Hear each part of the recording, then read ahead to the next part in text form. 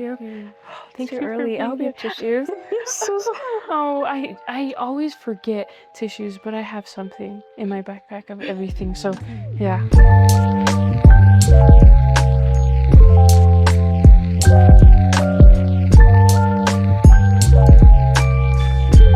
Tiffany, thank you. Thank you. Like I'll probably keep saying that to you. Just thank you for being here. Like you flying out, are you kidding me? This is you, of course. No, Of you're course. amazing, and just it's a big honor to just have you here. So I hope you know that. Oh, you're so sweet. The feeling's mutual. Okay, you're so sweet. Okay, cool. So you had mentioned something about just fun facts about you and how you traveled. You did travel photography. So how did you get into that, and like how long did you do that for? Ooh, I love this Yeah, question. sorry. So Yeah. it all started when I was about 5 years old, and I was fiddling with this rectangle little black box with a blue cube on top. Oh. And I remember it popped and I freaked out. And then my mom grabbed it and she Right. said, "Don't worry, let me fix it." Yeah. And she put on another cube and then we played with it and took pictures. And that was a camera in the 80s. I forgot the name of it, Right. but she was teaching me how to take photos. And so my mom is an immigrant from Vietnam. And when she came over to the United States, she wasn't able to bring any of her belongings, very little, other than what she was wearing on her back. And when my sister and I were born, my mom documented everything that she could. So she self-taught her photography. Well, I believe her brother taught her, but for the most part, she was self-taught, and then she taught me. And so I was into film photography. She had an analog Nikon camera. I got into that. Right. And then when digital started coming along, I was like, I don't know if I want to portray analog. I love film. I'm going to try digital. And Right. so I got into that. Wow. And uh, it I just ran with it. And people asked me to do their photos, and I wasn't really confident in myself in taking pictures, Right. but I wanted the experience. And then that tied along with this church calling that I had for photography, Right. the church service mission photography calling. I was able to develop that and then do a lot of work for the church as well. So it was very healing and Yeah. very, very fun. That's so cool that you can. I've been finding that the things that you are passionate about and that you've been doing all your life, it's just so natural to turn that into your career. It's just hard for a lot of people to do that. And so because of whatever factors, it's a thing, but that's beautiful. And so Oh, you're so nice. I I love actually that. didn't want to get into it. Oh. So when my mom passed away, Right. and from the time I got into photography, it was about 10 years. And it was kind of like, it was therapeutic, and I didn't know it till I got into doing more photos, but it was just one of those things where I was like, okay, this thing was a memory that I would share with my mom, and now it's a memory I could share with others, and it was a healing from my heart. Right. And it helped me embrace the pain from her death and the grief, and helped me work through that. And I didn't know that, but Heavenly Father did. And because of him, I was able to heal through that. So yeah. That's beautiful. Well, that's really cool. Okay, so just real quick, like if anyone wanted to get into that, is it just what kind of advice would you give them? Gosh, that's so hard. Allow yourself to make mistakes. Yeah. Just like with anything, allow yourself to put yourself out there, and Man. don't get in your own way. I mean, we tend to do that. And the only way to grow is to allow for us to have change in our life. And that's by accepting that how we start is not how we're going to end up finishing. And that just comes with a lot of trial and error along the way. Thank you. I love that. Okay, cool. Well, that's awesome. I'm still learning. I have a lot to learn still about the art. I mean, Yeah. You've done that for, I mean, you said 10 plus years, like 15? Well, I've been doing it since I was a kid on my own, Yes, right. but like professionally since 2012. Oh man. Yeah. Yeah. So that's amazing. I mean, to hear you say that you're still learning, I feel like, right, we're always learning, but like that just puts things into perspective. Like, hey, it's okay. Just start. It's going to be rocky and you're going to keep learning. Like, it's comforting to hear that. So thank you. Yeah. Okay, cool. Okay, so let's jump into our questions. The first question we have is, in your story, in your story, you said you survived a crisis of faith and gained a new life. What What did crisis of faith feel like to you, and how did you know when you were ready to step forward again spiritually? So that's hard because I Mm. say this respectfully of the faith journey that I've been on. I never want to go through something like that again. And I've been through my share of hard. And this is not one of those things that I talk about often, you know. Yeah. I try not to wear it on my sleeve or have it as a trophy, but I mean, I had to deal with miscarriages and infertility, a divorce, my mother dying when I was young, taking care of a younger sibling, I'm a sexual assault survivor, trauma survivor, Yeah, yeah. other things. And I thought those things were hard. Each of them were really hard. And that was just like the environment I was a part of. And then when this thing came out of the blue, it wasn't something I didn't feel like I was complacent in my faith, but sorry. Oh. I didn't feel like I was complacent in my faith, but it just happened. Mm-hmm. And it was a Pandora's box of emotions, of all sorts of truth, seeing myself from many different angles and just going, what do I want for myself and what's really going on in the world? Wow. Yeah. And it took a long time to accept that I was in a place where I cut God out of my life. And that when I was ready to move forward, it was after a series of experiences where I wasn't intentionally, just like how I got into the faith crisis, I wasn't intentionally trying to go into one. Right. Neither was I trying to exit one, but it came after a series of experiences where I started receiving answers, and then I just pivoted accordingly with lots of doubt. Right. And I felt like I was one of those lazy learners. I felt like I didn't doubt my doubts. Got it. Yeah. However, when truth presented itself, I just said, I can't refute that. Right. And Yeah. no matter how many angles I looked at it, it was still the same truth. Wow. And I wanted to align myself accordingly with that. So, yeah. Okay, so what would you say put you in that faith crisis?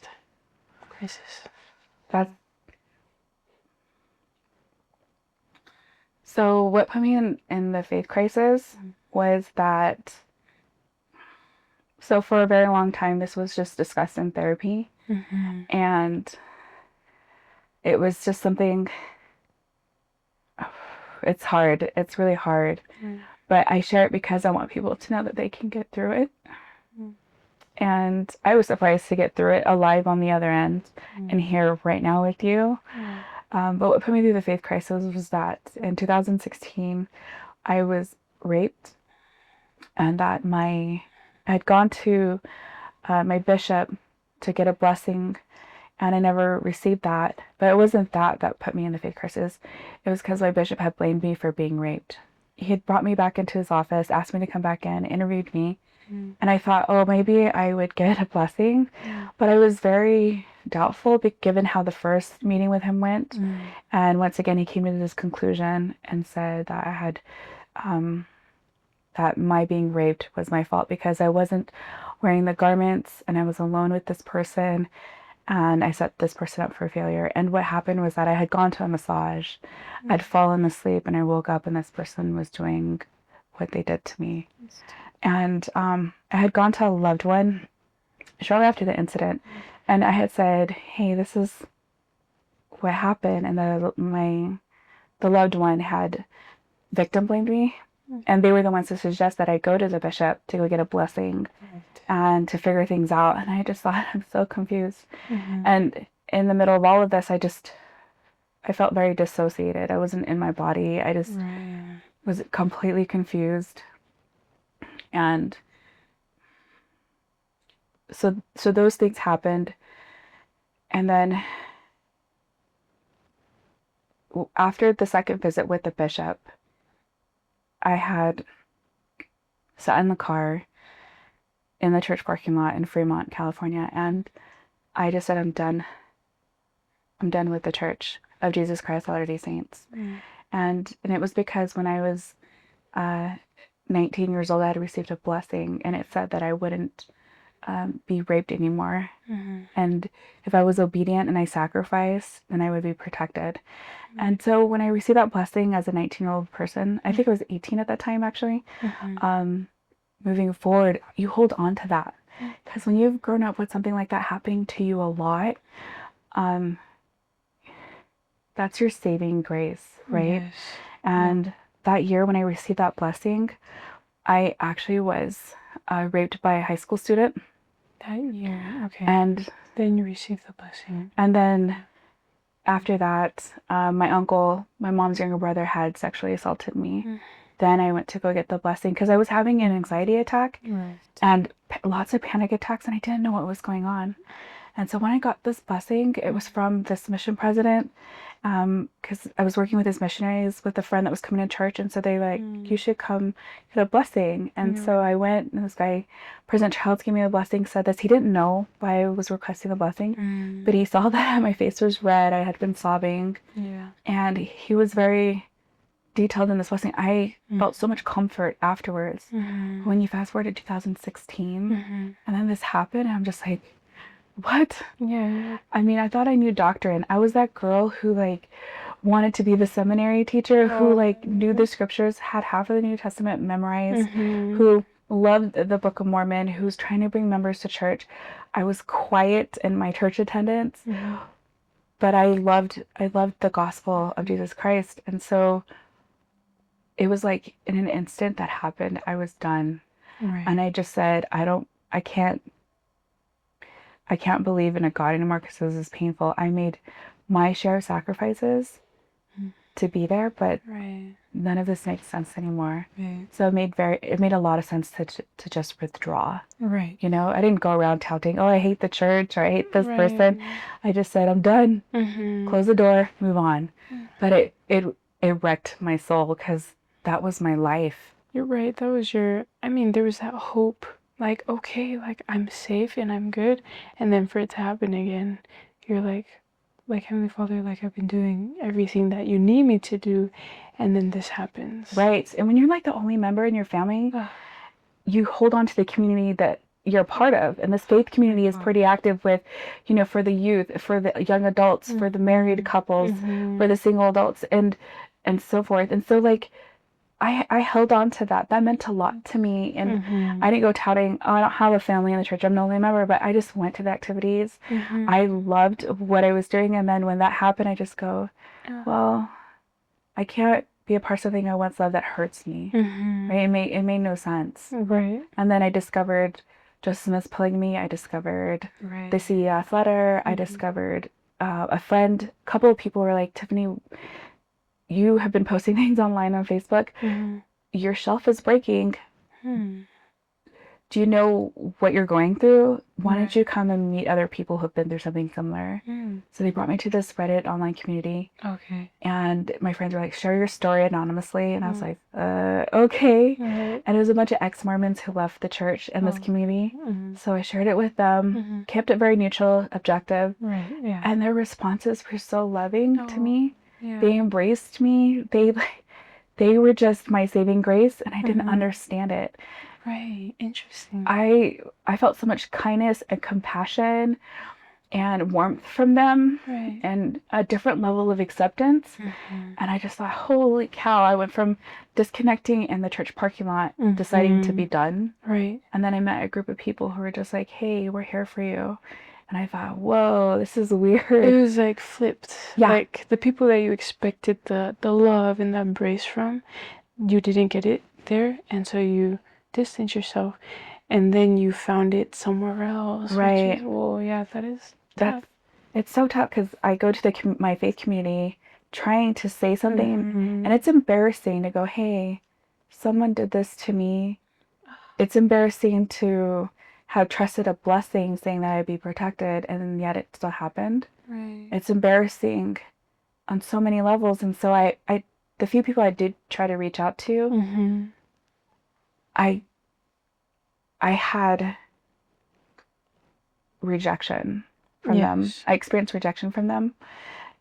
With that said, after the incident, I did call my girlfriend, Sherry, and she was supportive. And then one day, And she's LDS. And then one day, Annie, she's also LDS. And she just said, Tiff, I feel like I need to check in with you. And she keeps it real and keeps it soft, but she meets you where you're at.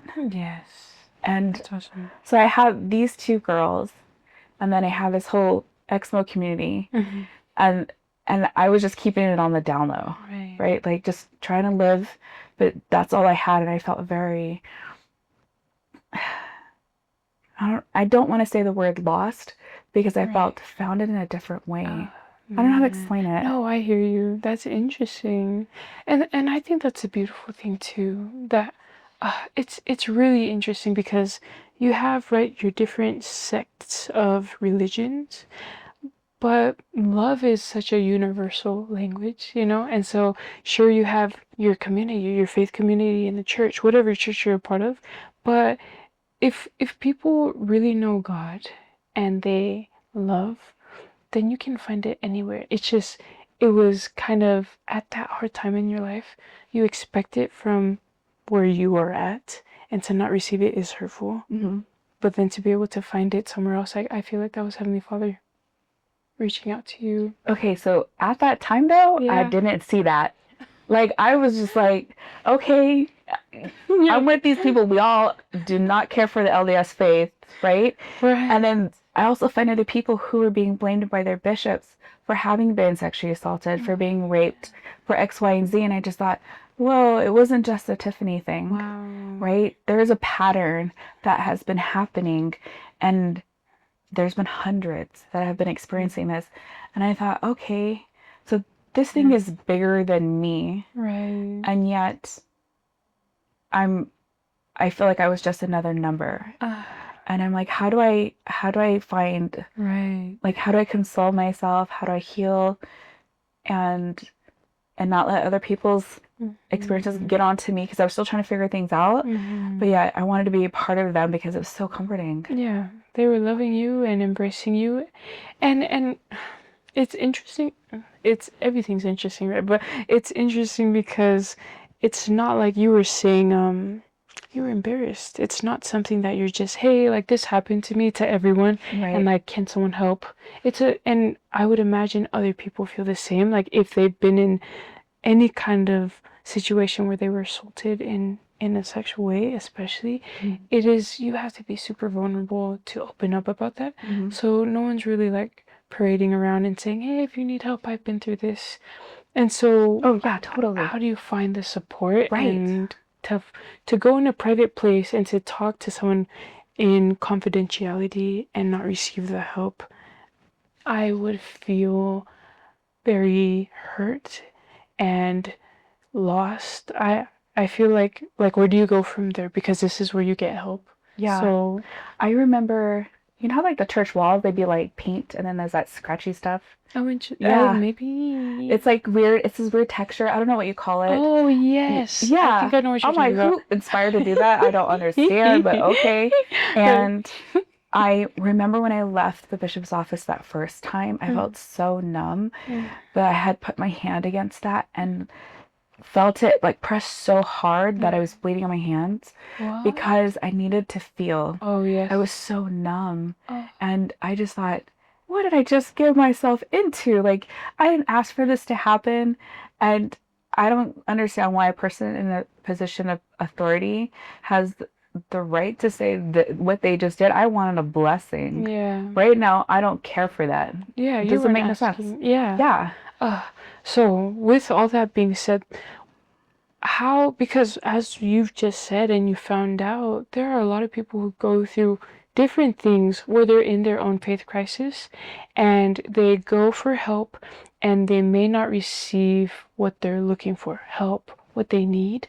How did you get over that? Because I think anyone, if they went through what you went through, they would go down the same path and need distance and look for help. And so how did you get over that? Oh Let's gosh. start with that. So one of the other persons I talked to was this therapist, and his name was Daniel Burgess. Yes. I've been through a couple of therapists, and I'm going to give them a shout out because it was Daniel Burgess and then Dr. Kara Fitzpatrick. She was one of the leading doctors for Stanford, and I just had the blessing of our paths crossing. And then she took me on, and then Lisa Call, and then another one who I won't say her name because I still do sometimes therapy with her, but I do EMDR with her. But Daniel Burgess was the first, and he had reached out and had saw something I posted on Facebook because I had written it in a different tone than I normally would. And I guess when people are leaving the church, they say certain things like the shelf is breaking and C.S. Letter, Joseph Smith polygamy, like it's a different tone, right? And so he caught on to that, and he reached out, and I just bluntly told him, and then I started therapy, and he just said, it's not your fault. And I sobbed because my mind kept ruminating, and I believed him. But I had to take a break because he was instrumental so much with understanding what a faith crisis is, but I needed a break from the LDS realm. And so I went with Dr. Kara Fitzpatrick for 2 years, and she did CBT on me. We did so many different techniques, but I didn't know you can just go there and talk. And I hadn't realized from a young person to that point how quiet and shut off I was. And it was scary to face myself and have many different paradigm shifts after each session. And she had said in one of the meetings, Tiffany, I want you to focus on joy, but I'm afraid that you don't want to accept what brings you joy in your life. And I said, what do you mean? And she goes, I may not be a fan of your Mormon faith because of X, Y, and Z teachings, but I know that it has made you really happy in the past. And I said, well, it did, but why do we have to go back to that? Like, I don't understand. And then she goes, well, sometimes it's important for us to forget certain things that brought us joy, to let us still experience joy so that we can move forward. And I thought, that's a little deep for me right now. Give me a couple years and we can come back to this, right? Let me hold on to my anger. And that's something that's I was gonna say interesting again, but it's so like to the human I guess body or humans, just you want to hold on to, you want to feel something. And I feel like if you, at least for me personally, if you don't hold on to the anger or the sadness, you feel like you aren't being seen, or that if you forgive it, you had no time and space to feel it and to be acknowledged. Because, like you forgive and then it's like, oh, well, I was hurt. I forgave you so you get what you want. But I had to just move on, you know? And so, it's just, I hear you when you say that. And what's weird is that, like, it took me years after that experience to realize I needed to have the anger. I needed to experience the anger. And I would say what you did was wrong. React in that 2 minutes or 20 minutes. But, like, true anger is you need to, like, sit with it for however long it takes, but with the understanding of I want it to pass. Right? Right? Yep. And I it was scary for me to sit with that because, you know, going through my share of unfair experiences, I felt, well, this is just my life. No need to be upset about it because it's going to happen again. Right? So I was trying to be even keel about it, but that was the wrong approach for me. Like, I needed to be upset so that I could be accepting, not of bad behavior, but accepting of I could work around this and be happier in other ways and not and have boundaries and create that much needed distance so that if it does happen again, come what may, that I'm protected. right? I don't know if that makes any I sense. think so. I think so. But I'll work with that. Working with this still. No, but you really do need to take the time and space. I do think that you need to feel what you're going through, and it can be scary to sit there like and I know that we talk a lot about this in the gospel is you can be sad or sorrowful. Like you can be going through a lot in life, but you can also be joyful. Right. And so I wonder, right, you don't really talk about the other emotions. Like, what about anger? Like, and when you do talk about anger, it's, hey, if you're angry, then you can't feel the spirit, like, right. And it's like, Right. like, so what about it? Like, I personally feel like if you are angry, right, because you need to sit with it, you need to feel it and understand it so that you can move forward. Right. So I feel like it's when you act on the anger, if that makes sense. So like I'm not gonna go and like, yeah, when people leave the church, I'm not gonna go and throw a fit and like, I don't know, paint the walls red, But I will take the time for myself and be respectful about it and create the distance, whatever I need to do and feel that. So I like just taking the space to feel what you need to feel with the intention of moving on. Right. So I experienced that for the first time. So after I had been raped 2 years later, that loved one who had victim blamed me, it was really hard because I was in this position where I had gone from like reading the scriptures all the time and praying and going to the temple to where like that was non-existent, and the thought of it just disgusted me. And but my brain developed PTSD, especially when you grow up with dealing with lots of traumas. It almost seems like it's inevitable for someone to develop that. But it wasn't like that until I had been raped. So I remember when I became LDS, I remember saying like a lot of apologies because I grew up very angry, having to shut down, and I was bullied a lot. And in turn, you kind of bully other people too, because you're just like, I'm so hurt and I'm a victim. And when I became active LDS, I was like, this is when I changed my narrative.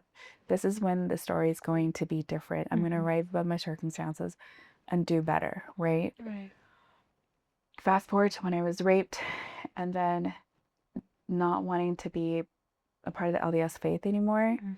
And I remember one day my brain was ruminating because I developed CPTSD from that experience of, the bishop and being raped and then being victim blamed and then not knowing what's going on, and anything LDS was triggering. And then a loved one had suggested to me, we'd gotten in a fight, and out of spite, that person had said to me, why don't you just ask why you were raped again? And I thought, that's awful. That's like so awful.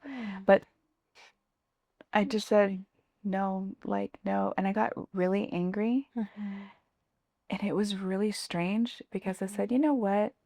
I will ask, but I don't know who to ask, but I'm going to ask. And then the thought came to ask God. And I remember asking, is there a God? And then I remember eventually asking, why was I raped again? And that next morning I was getting ready for work, and I remember looking at my iPhone and that dang thing had froze and all these apps were just shaking, and I was like, oh gosh, I need something to listen to so I can get ready to work. And I looked at the phone, and the Gospel Library app, Moroni, was shaking, and it stopped. But all my other apps were not working. So I just said, okay, I'm going to take a look, and I pressed the app. And then I just said, I need to stay awake, so I'll listen to one of these things. So at random, I just like pushed the screen, pulled up, and then put my finger down, and then a talk from called Overcoming the World by Elder Anderson just appeared. And I read through it, and I thought, okay, even though my therapist had told me the rape wasn't my fault, it was that talk that made me genuinely feel like it actually wasn't my fault. And I ended up feeling all the warmth I could ever feel again. I'd felt it after the rape. I didn't realize then I was still feeling the spirit, but I was so shut off to that that after that morning and reading that talk, I felt in the way that I recognized it, and it felt safe, and it didn't hurt me. And I just thought, whew. And the effects of that rape went from like 100, and I swear to you, went to 40%. And I was just like, whoa, because when your brain ruminates from trauma, it revs really hard. And therapy experiences are meant, with the intent of trying to heal from it, are meant to bring that revving down, right? But not always does therapy do that, and certain life experiences. And we see veterans with long life PTSD from being in war, right? And it's a real thing. But I was really surprised. Okay, 40% is probably exaggeration, but it went down significantly. Right, and you felt that. Yeah, and I just thought, what the heck? Anyways, I started asking questions, or I try not to ask questions, but I'd had these thoughts, and then the answer came. And so I remember I was invited to help photograph the Oakland Temple rededication, and that was when President Oaks and Elder Bednar was going to be there. And I just thought, why would I want to do this? I had this calling in the church as a church service missionary photographer, but then I also thought, exposure to Mormons, I don't know if I want this. Right, not right now. Yeah, no, I'm trying to walk away from the faith and keep that door closed. I went through a faith deconstruction. What am I doing? You know, I needed to be honest with myself. However, I saw this opportunity, and I remembered my mom loved this temple, and I just thought, why not? Like, I love photographing diversity and inclusivity in my images for the church. You'll see there are people from the LGBTQIA+ community, they're trans, so much diversity. I photograph people that are the salt of the earth, you know, and I just traveled the world with this calling, and I just thought, this isn't about me, this is for them, you know, finding that person who just sits in the corner forgotten. I want to include them, you know, just beautiful. That's what the gospel is about, right? But at that time, I wasn't thinking that. I was just like, I would like this experience. Sorry, my eyes. No, you're okay. Are like watering. I'm sorry, I don't have tissues. No, you're fine. It's okay. I think my mascara is waterproof. Yeah, it's not running at all, okay. So you're good. Yeah, you're good. Yeah. Okay, so I'm photographing the Oakland Temple rededication. There's lots of youth there, and I was, again, one of the photographers. So I just remembered getting the thought to gather a bunch of youth together, and I thought how neat it would be for the leaders to like meet with them, except that wasn't on the schedule.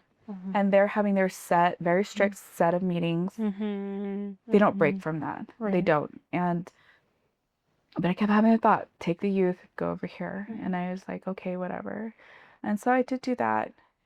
And I just remembered out of nowhere, President and Sister Oaks came out, and they saw me, and they started talking to me, and they didn't mean anything to me. And I was just like, but they were so nice and loving. And I just thought, holy cow. And then President Oaks goes,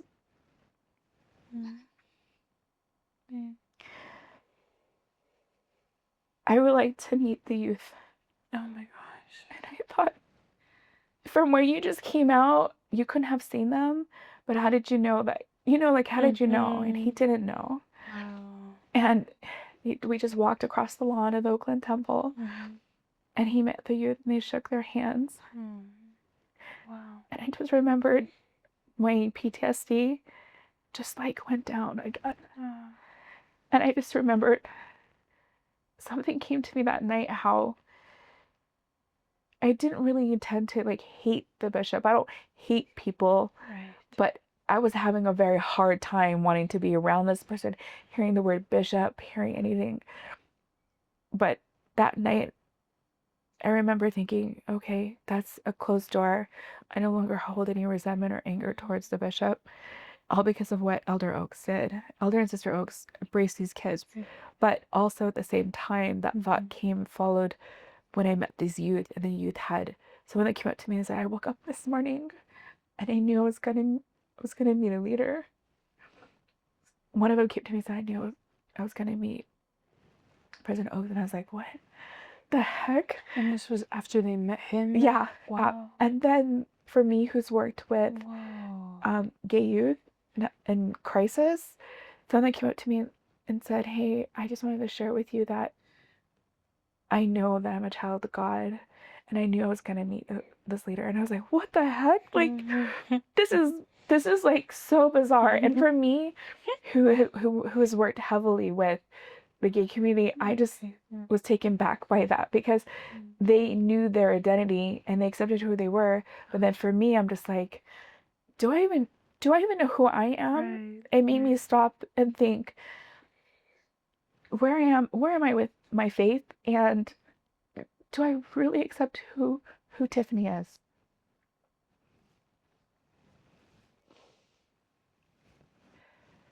That's beautiful.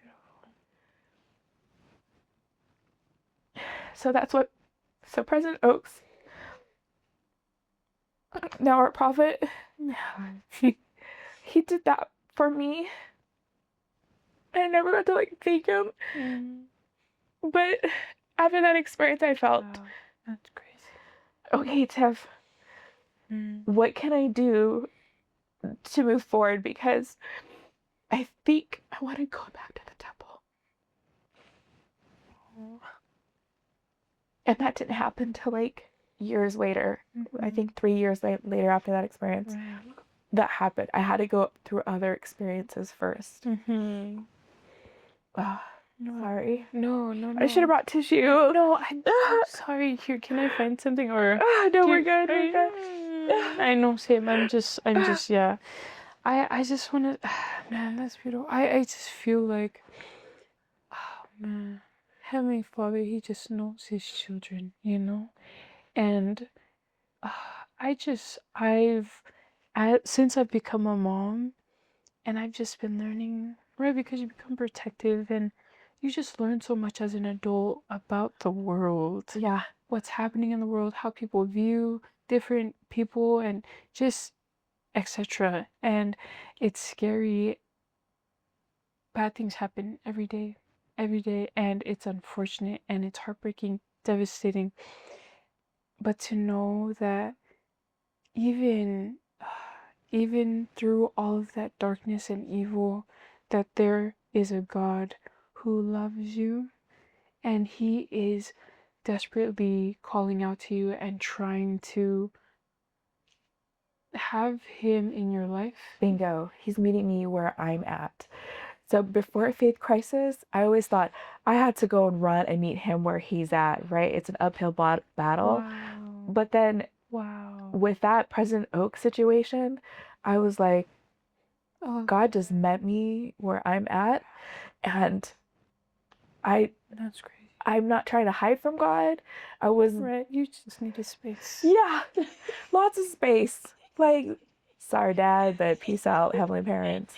But I wasn't trying to have that. And but when your heart softens and when you start to have a contrite spirit, something about your spirit starts to listen more in that way, right? Like something beyond myself. And I looked and I just thought, wow, I rightfully so to be angry about certain doctrines and things I was learning and that experience I had gone through. But it was, I could see where I was getting in my own way, right? And I had to just say, Tiff, stop getting in your own way. Like, it's time to pivot again. So with that being said, what was it like? So we go through hard things every day, and some things bigger than others. Right. What do you focus on? You know, what do you focus on to get out of your own way and move forward? You know? It sounds so weird, but journal writing, I'm not the best at it. Yeah. But my boss at work was like, that was a goal you set for the year. Have you been at it? And I was like, kind of. And I just started back into it. And it just helps, right? It helps me with staying calm and into it. When I listen to conference, I don't write what I'm listening to unless I get prompted, right? And then I follow up with it in my journal and then expand on those thoughts. Oh, that's cool. And then when I forget about that, it pops up later in my life, whether I'm at, getting Vietnamese food or eating sushi or just like at the beach. It comes back and I circle back with the thoughts. Okay, what does it mean to me now, right? And is there a follow up to that? Wow. Yeah. That's really amazing. And I want to add to that. I feel like you want to know where you're trying to go. Like, what's next? Like, what are your goals? So you mentioned goals. What do I want for my life? And I think I've found that too. Like, I don't know what you even call it. I feel like manifesting wasn't a thing when I was doing it, but like you write down what things you want in life. Like, what are your goals, Right. long time goals, and it never fails. I'll put the paper down and not come back to it for years. And then when I do come back to it, because I just randomly stumble up across it, I'm like, oh my goodness, I accomplished all of these things. And you're like, what? And so I think when you keep in mind what your goals are and what you want for yourself, for your life, and having those righteous desires, the Heavenly Father, because your focus is set on that, He will help you along the way and get you where you need to go. Right. But that also involves communication with Him.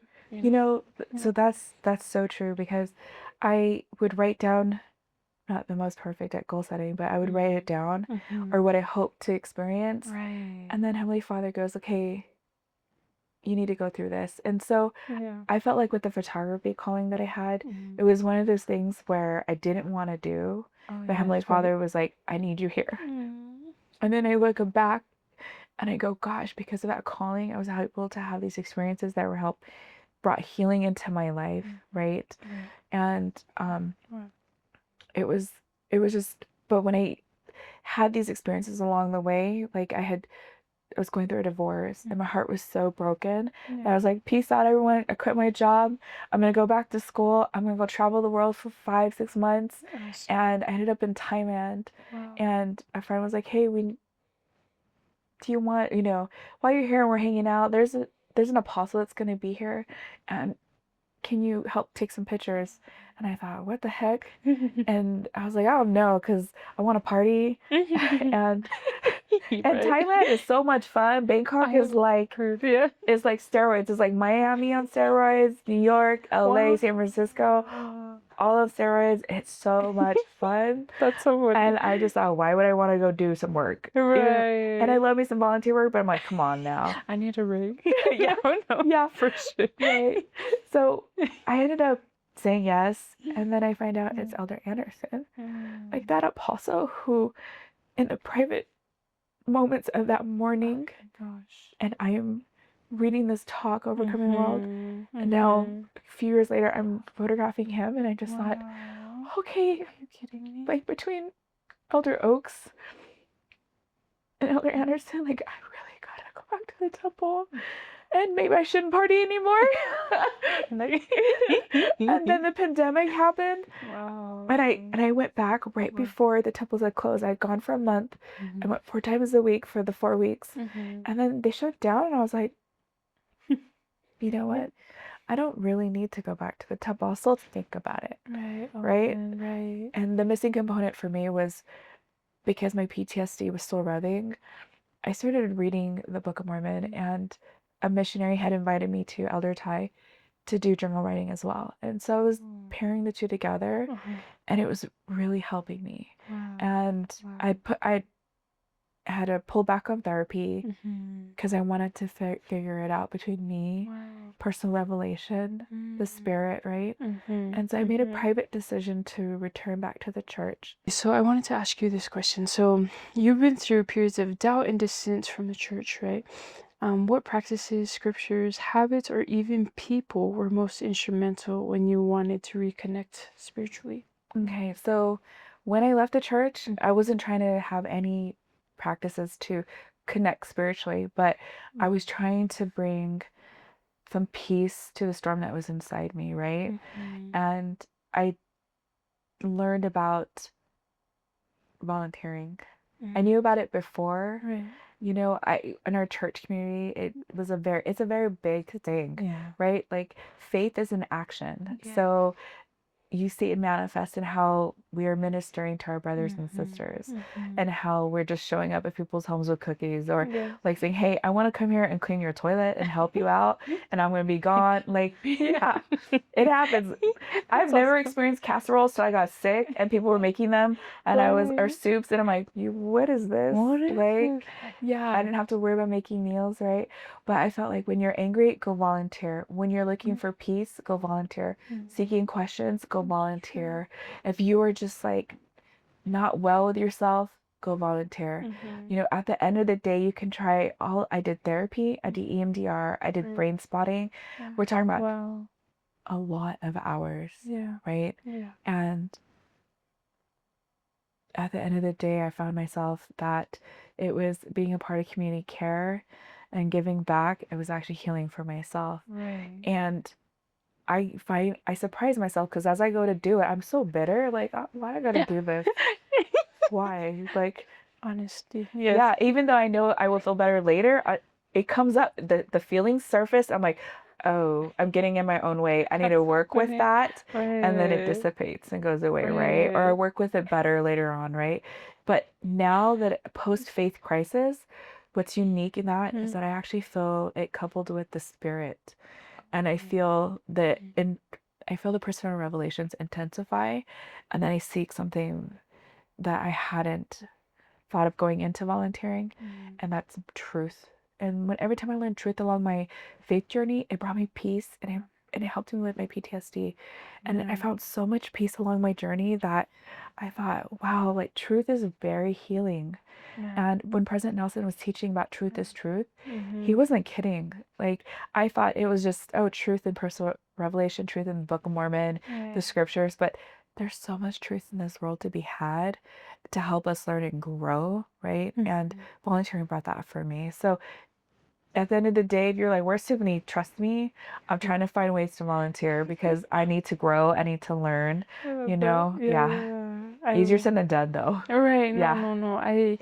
Yes, I feel like it's the natural man when you are someone asks you to serve, you're like, I mean, but I have so many other things to do. It's the natural man. Sometimes I feel Right. like Satan is like playing on you, like, but you have so much to do. Like, Yeah. just say no. You know, Yeah. self-care. Self-care is great, but right, it's when you are serving someone else that you are being healed in so many different ways. It's Like, the ultimate self-care. yes, amen. Thank Yes, girl. you. Yes. Yes. I love that. Uh-huh. So in October 2021, not a lot of people know this, but your name was said by Elder Nash, I believe. So what was that like? And yeah, can you share some thoughts on So I had just made a personal decision to that? come back to the LDS faith, Right. and it was very personal, and I had accepted a calling to be the social media coordinator for the San Jose mission just a year before that. Wow. So we're like in the heat of the pandemic. I'm working with these young missionaries, social media missionaries, and they become like my family. And through them, that had been my life for 3 years. Wow. Working for a mission is hardcore, Is it? right? Yeah. Volunteer work is just hard. And then when you're Yeah. working with missionaries who just all sorts of lip and mindset, it's just like, wow, I need to be really Nuh-uh. patient. And they're being patient Oh with God. me, and it's just different, right?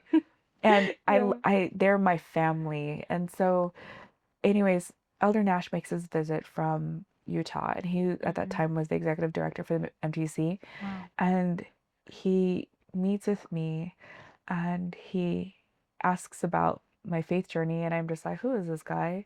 Like, no one knows about this. The mission president had extended me the calling, and I was straight up with him. I was like, I just went back to the temple, but I don't know if I'm going to stay. Right. And then so a year later, I ended up staying, and the mission president didn't even know like that my heart was there.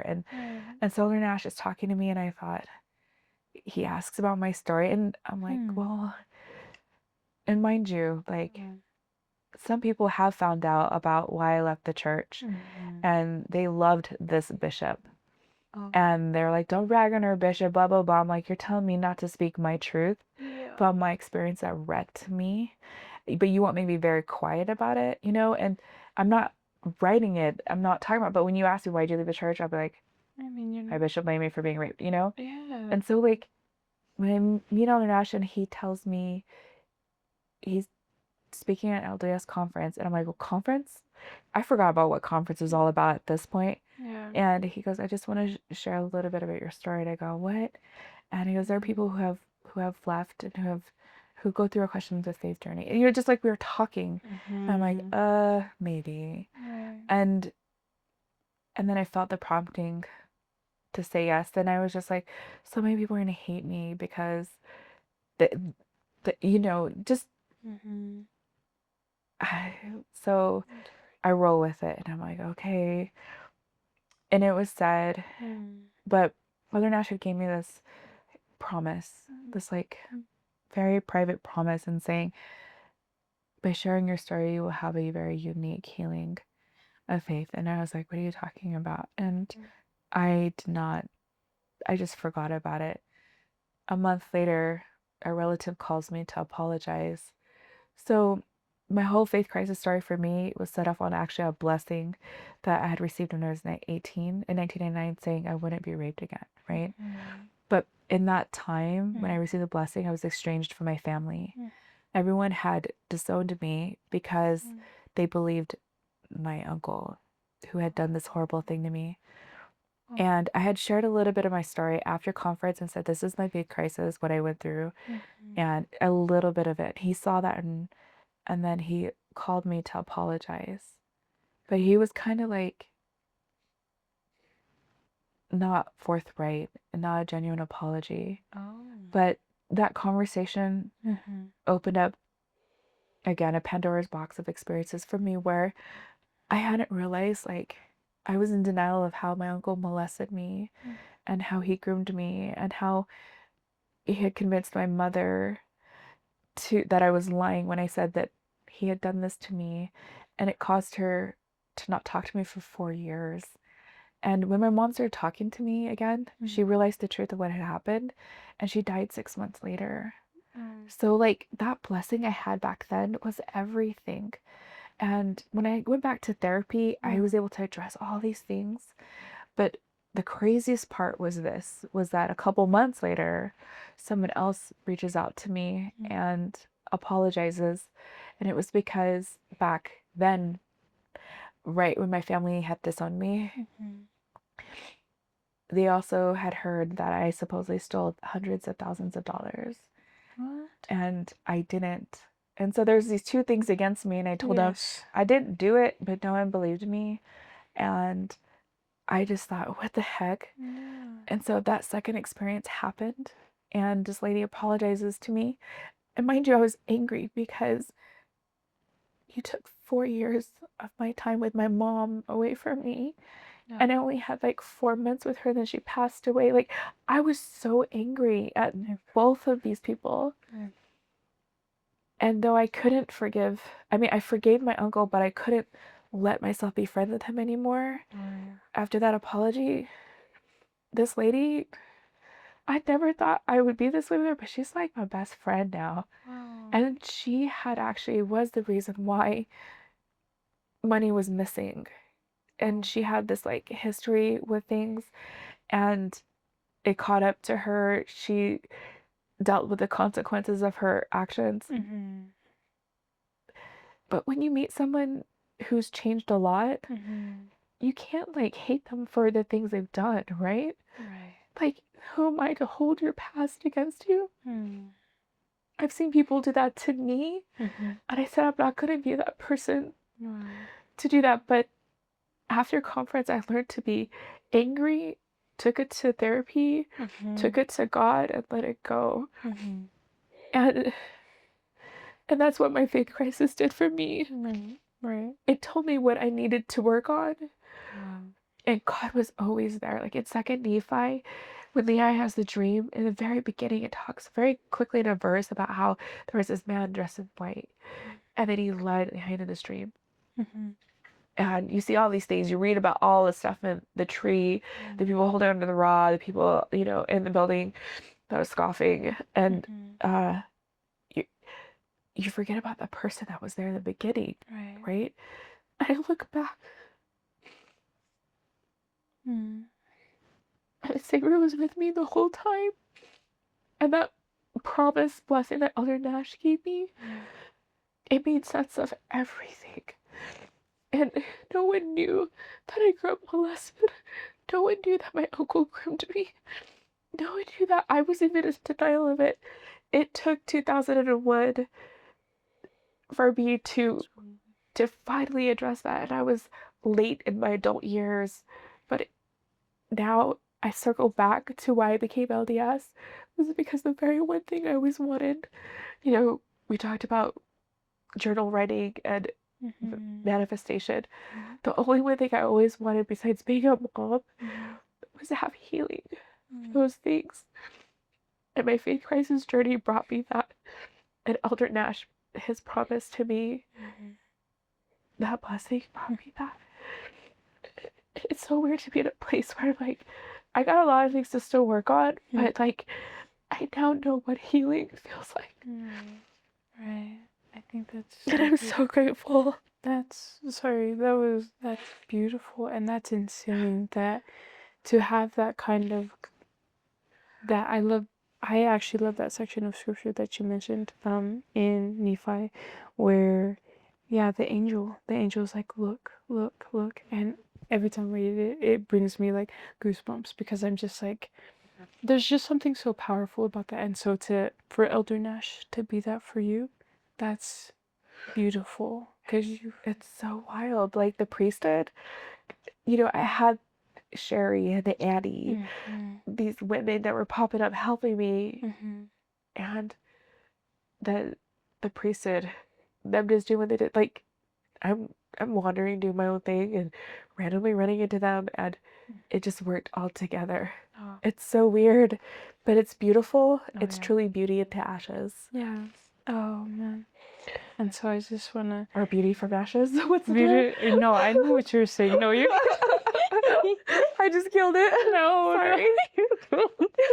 Oh man, I love that, and I'm just so thankful for your bravery. I said this over the phone too. Like the things that you've gone through in your life, it sounds strange, but I want to thank you. Like I just think that I have this, I don't know, this is not doctrine, this is just pieces of what I've heard, and I don't know, we'll find out in the next life, but I believe that Heavenly Father, like we knew in the life before what we would be coming to, and maybe different experiences, I don't know, that we would have, and for you to be here and to tough through what you've done and to come out victorious, I don't know if I would say that, but I don't know. I think you are. But the healing I'm feeling from that, it's ultimately because the Savior is returning and the atonement is real. It's very powerful, and only the gospel of Jesus Christ provides that comfort, that aid, that healing balm. Through all they do, like no one knew these things about me but my heavenly parents and people who are looking to do His will were the ones who helped me do that. And I just see the contrast now in my life. And less is more, girl. I'm like, amen. Less is more. I'm cool. Yeah. I love it. Oh man, Thank you for having me on. Thank you for sharing. And so you're amazing and you're beautiful. Thank you for being here. I really appreciate it. Yes.